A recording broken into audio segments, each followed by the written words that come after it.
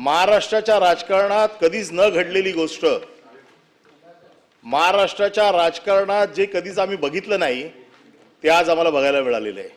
काही दिवसापूर्वी जी सातारा जिल्हा परिषदेची निवडणूक झाली, या निवडणुकीत सत्ताधारी मंत्र्यांना पोलिसांनी मारहाण केली। सत्ताधारी मंत्री पोलिसांचा मार खात आहेत।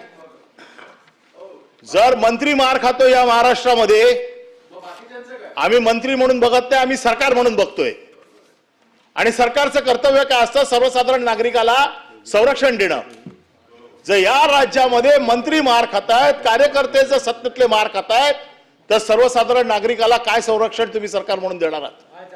या राज्यामध्ये मंत्री मार खातायत आणि एवढी वाईट परिस्थिती आहे मंत्र्यांची, भारतीय जनता पक्षाचं नाव घ्यायला घाबरतायत। कोण पोलिसाची हिंमत होते? पोलीस हे प्यादे आणि पोलीस हे प्यादे, या पोलीस मारतो तुम्हाला आणि तुम्ही मूग गिळून गप्प बसताय। कुठे गेला तुमचा स्वाभिमान? कुठे गेला तुमची बंडखोरी वृत्ती? आणि मला वाईट तर वाटतं, राष्ट्रवादीने देखील मार खाल्लाय।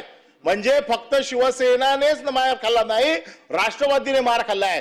जो तुम्ही निर्णय त्यावेळेला घेतला, तुम्ही दोघे बाहेर पडा सत्तेत ना,